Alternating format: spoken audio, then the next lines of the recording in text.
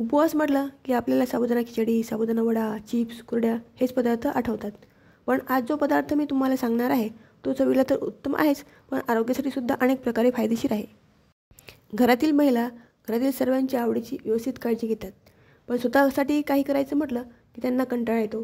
अशाने त्यांच्या आवडी आणि आरोग्याकडे दुर्लक्ष होत राहते.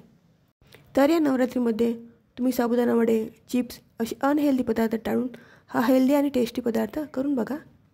याची प्रीमिक्स एकदा करून ठेवले की ती महिनाभर छान टिकून राहते आणि कधीही झटपट तुम्ही ही उपवासाची खीर करू शकता.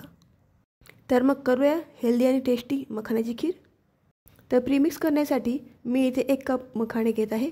या मखाण्यांना मी कडक आणि कुरकुरीत होईपर्यंत कोरडे भाजून घेत आहे. मखाणे जळणार नाही याची काळजी घ्यायची. हे बघा, मखाणे असे खस्ता होईपर्यंत भाजून घ्यायचे. मखाणे भाजून झाले की ड्रायफ्रूट्स पण ड्रायरोस्ट करायचे. इथे मी सर्व गोष्टी ड्रायरोस्ट यासाठी करत आहे कारण की मी याची प्रीमिक्स बनवत आहे. प्रीमिक्समध्ये थोडासाही ओलावा नसावा, नाहीतर तो खराब होईल. आता भाजलेले मखाणे आणि ड्रायफ्रूटची बारीक पावडर करून घ्यायची. ही पावडर करताना यात किशमिश, खजूर यासारखे ड्रायफ्रूट्स टाकू नये, कारण त्यात मॉइश्चर राहते, त्याने प्रीमिक्स खराब होऊ शकते. मखाण्याची खिरीची प्रीमिक्स तयार आहे.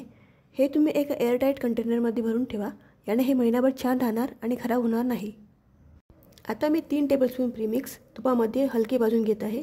अर्धा लिटर दुधासाठी 3 टेबलस्पून प्रीमिक्स पुरे आहे, कारण जास्त मखाणे आणि ड्रायफ्रूट्स घातल्यामुळे ही खीर जास्त घट्ट होऊ शकते. मखाण्यामध्ये प्रोटीन्स आणि फायबर्स जास्त प्रमाणात असतात, त्यामुळे मसल्स मजबूत होतात आणि पचन सुधारते. मखाणे हृदयासाठी, हाडांसाठी व स्नायूंच्या मजबूतीसाठी फायदेशीर असतात. एकंदरीत मखाणे आरोग्यासाठी अनेक प्रकारे फायदेशीर आहेत. ही पावडर हलकेच भाजून झाली की यात कोमट दूध घालायचं, सतत ढवळत राहायचं आणि बुडाला लागणार नाही याची काळजी घ्यायची. आता आवडीनुसार साखर घालायची.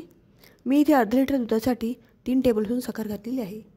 ही मखाण्याची खीर मी माझ्या ताईकडे खाल्ली होती, ती मी तुमच्यासोबत शेअर करत आहे.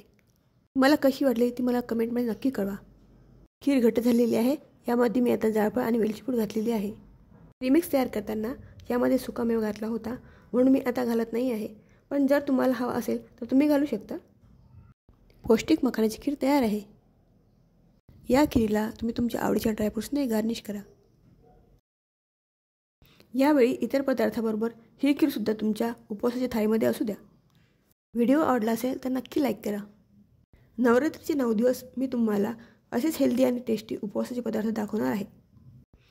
ते तुमच्याकडून मिस होऊ नये यासाठी माझ्या गौरीज किचन या चॅनलला सबस्क्राईब करायला विसरू नका. धन्यवाद.